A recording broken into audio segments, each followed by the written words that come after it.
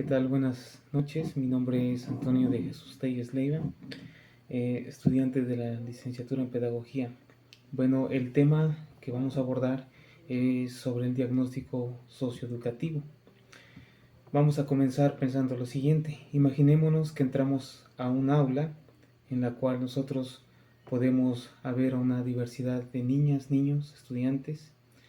Claro, cada uno de ellos tiene una historia, cada uno de ellos tiene un contexto y cada uno de ellos tiene su propia particularidad contextual.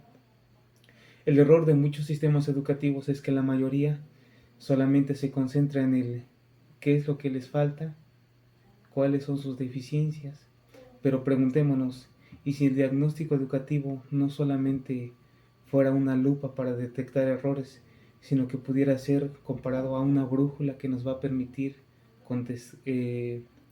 investigar o guiarnos hacia la máxima potencialización de los estudiantes?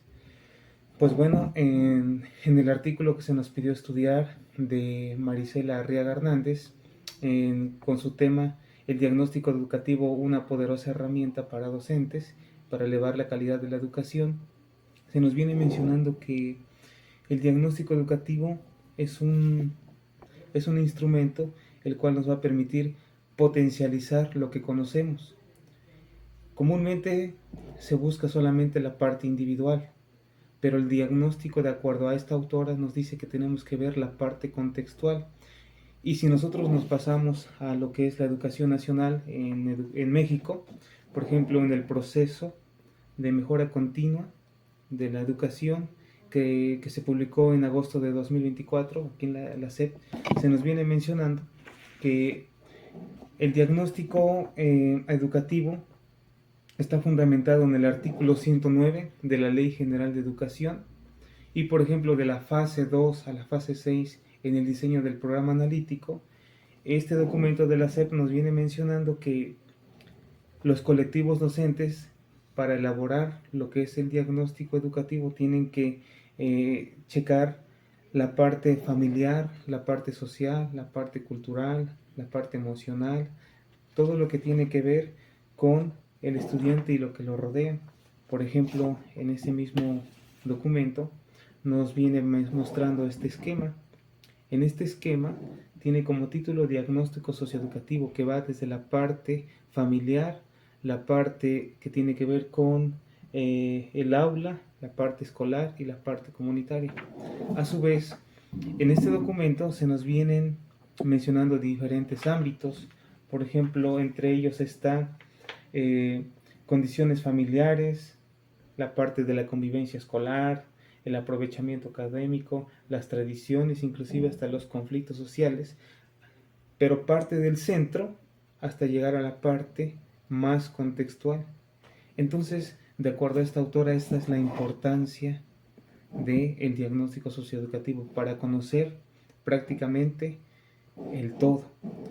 Hay que recordar que de acuerdo a la nueva escuela mexicana, la comunidad es el espacio simbólico, el espacio cultural y territorial donde está inmersa la escuela. Entonces, nosotros tenemos que conocer precisamente todo este contexto porque puede afectar la parte cognitiva, en este caso de los estudiantes. Para ello hay muchas maneras de entender, de realizar, de cómo llevar a cabo este tipo de diagnósticos. La autora, Marisela Arriaga Hernández, en el artículo ya mencionado, nos viene mencionando 5 etapas. En este caso tendría que ser la elaboración del instrumento, la parte que tiene que ver con recoger los materiales, la información. Una vez que se tiene recogida la información, el análisis de la información, la intervención a partir de la interpretación de resultados y finalmente la valoración del diagnóstico.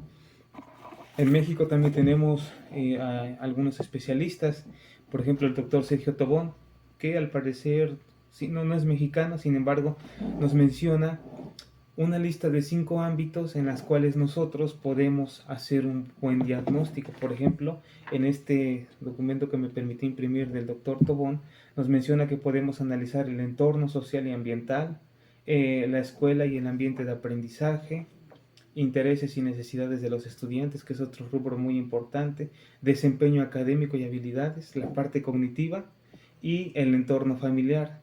5 ámbitos muy importantes con diferentes tipos de indicadores importantes para lograr un buen diagnóstico.